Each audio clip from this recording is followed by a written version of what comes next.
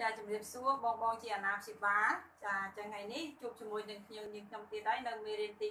2ចាយើងនិយាយអំពីការប្រៀបធៀបចំនួនចាអញ្ចឹងក្នុងថ្ងៃនេះដែរខ្ញុំនឹងបង្ហាញឲ្យ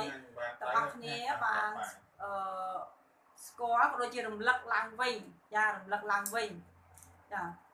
អំពីសញ្ញាតូចជាងសំទោសតូចធំ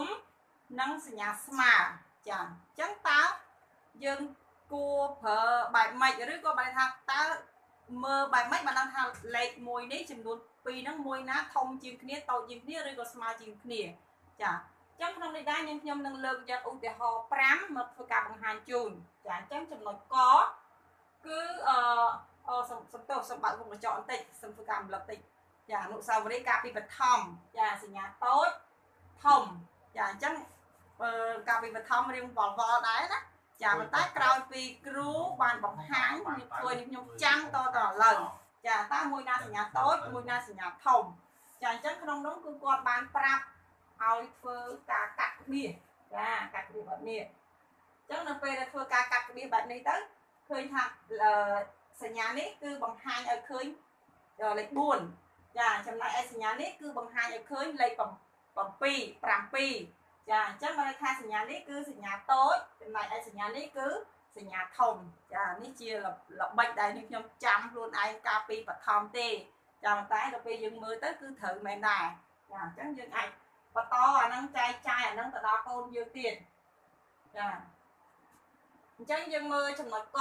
គឺគេឲ្យលេខ10ចាហើយដាក់ប្រអប់មកតើគួរយកសញ្ញាតូចជាងសញ្ញាធំជាងឬក៏សញ្ញាស្មើមកដាក់ក្នុងនេះជាមួយនឹងលេខ20ចាបើន័យថា10តូចជាងស្មើ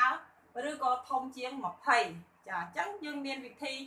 ធ្វើពីព្រោះលេខខ្ទង់នេះគឺតិចយើងអាចធ្វើត្រឹមត្រូវប៉ុន្តែបើសិនជាគេឲ្យយើងច្រើនខ្ទង់អញ្ចឹងយើងអាចច្រឡំចាប៉ុន្តែនៅពេលដែលធ្វើតាមវិធីរបស់ខ្ញុំនេះគឺអត់ច្រឡំទេចាអញ្ចឹងធ្វើម៉េចចាអញ្ចឹងយើងធ្វើបែបនេះណាចាលេខ10គាត់មកលេខ20ចាក្នុងការប្រៀបធៀបគឺគេត្រូវប្រៀបធៀបចំនួន2ខ្ទង់ណាដែលធំជាងគេចានៅចំនួន2ខ្ទង់ណាដែលធំជាងគេចាបើន័យថាក្នុងការប្រៀបធៀប10ហើយនិង20គឺ10និង20នេះស្ថិតនៅខ្ទង់10ដូចគ្នាចា10ក៏ស្ថិតនៅខ្ទង់10 20ក៏ស្ថិតនៅខ្ទង់10ដែរចាអញ្ចឹងយើងធ្វើការប្រៀបធៀបដោយត្រឹមត្រូវគឺដេញចាប់ពីខ្ទង់10ទៅមុនចាបើន័យថាខ្ទង់10វាកើតឡើងពីខ្ទង់រាយហើយនឹងខ្ទង់10ចាអញ្ចឹងក្នុងការប្រៀបធៀបដែលត្រឹមត្រូវគឺយើងត្រូវធ្វើការប្រៀបធៀបដេញពីខ្ទង់ណាដែលធំជាងគេទៅមុនចាបើន័យថាយើងដេញពីខ្ទង់10ទៅមុននេះណាចាអញ្ចឹងខ្ទង់10ខាងលើគឺមានលេខ1ចំណែកឯខ្ទង់10ខាងក្រោមគឺមានលេខ2ចាលេខ1និងលេខ2គឺលេខ2ធំជាងចាអញ្ចឹងយើងអាចប្រៀបធៀបបានហើយគឺ10ត្រូវតូចជាង20ចាតោះនេះបងប្អូនអរគ្នាចាចំណុចខគឺ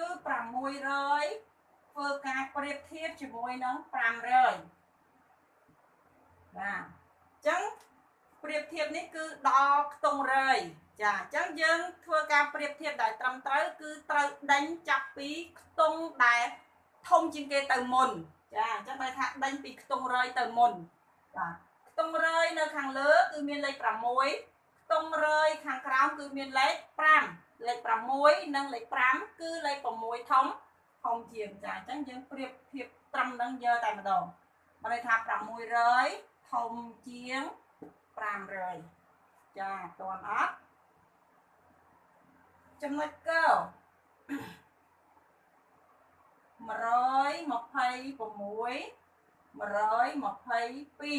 ចាយើងប្រៀបធៀបខ្ទង់រយដដែលអញ្ចឹងយើងដេញពីខ្ទង់រយទៅមុន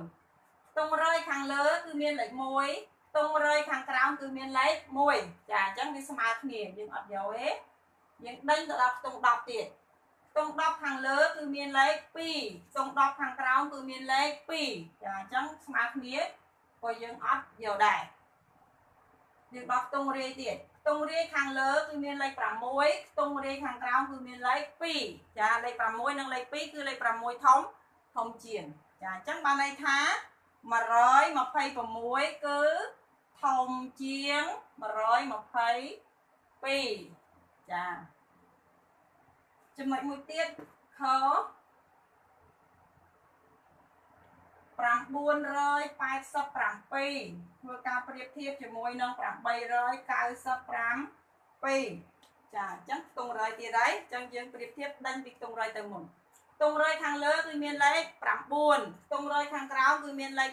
5 ចាអញ្ចឹង9និង8គឺ9ធំជាងចាអញ្ចឹងយើងបញ្ចប់ប្រៀបធៀបត្រឹមខ្ទង់រយនឹងតែម្ដងព្រោះវា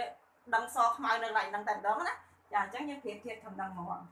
បានន័យថា987គឺធំជាង897ចំណុចបញ្ចប់804និង804ចាអញ្ចឹងខ្ទង់រយទៀតហើយចុះយើងដេញពីខ្ទង់រយទៅមុនខ្ទង់រយខាងលើគឺមានលេខ8ខ្ទង់រយខាងក្រោមគឺមានលេខ8អញ្ចឹងស្មើគ្នាយើងអត់យកទេ10ខ្ទង់10ខ្ទង់10ខាងលើគឺមានលេខ0ខ្ទង់10ខាងក្រោមគឺមានលេខ0ស្មើគ្នាទៀតអត់យកទេខ្ទង់រាយខាងលើគឺមានលេខ4ខ្ទង់រាយខាងក្រោមគឺមានលេខ4ស្មើគ្នាទៀតអញ្ចឹងបានន័យថាចំនួនទាំងពីរហ្នឹងវាយ៉ាងម៉េចនឹងគ្នាចាបានន័យថាវាស្មើគ្នាចាអញ្ចឹងបើសិនជាបងជាអាណាព្យាបាលមានចម្ងល់អីតាក់ទងនឹងចំណុចនេះអញ្ចឹងបងអរគ្នាអាចធ្វើការ comment ឬក៏អាចឆាកសួរក៏បានដែរចាអញ្ចឹងនាងខ្ញុំនឹងរីករាយផ្ដល់ជូននៅចម្លើយដែលនាងខ្ញុំគិតថាត្រឹមត្រូវចាហើយក៏សមស្របផងដែរសម្រាប់កម្មវិធីសិក្សាហ្នឹងចាអញ្ចឹងដើម្បីទទួលបានវីដេអូថ្មីតាក់ទងទៅនឹងគណិតវិទ្យាសម្រាប់បងប្អូនថ្នាក់ទី2អញ្ចឹងបងអរគ្នាសូមមេត្តាជួយ like ជួយ share ជួយ subscribe ឲ្យនាងខ្ញុំផងដើម្បីមានកម្លាំងចិត្តក្នុងការបង្កើតវីដេអូថ្មីចាអរគុណ